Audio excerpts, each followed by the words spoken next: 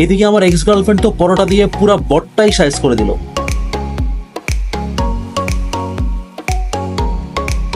কোথায় উঠছি? আমরা এখন ড্রাগনে উঠছি। মজা না?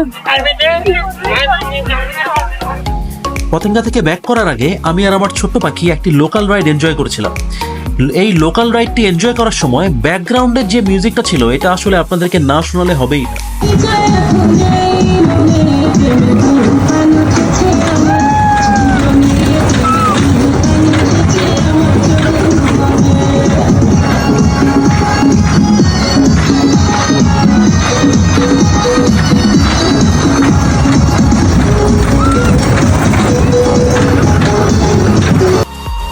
আজকে এই পর্যন্তই, দেখা হবে পরের ভিডিওতে।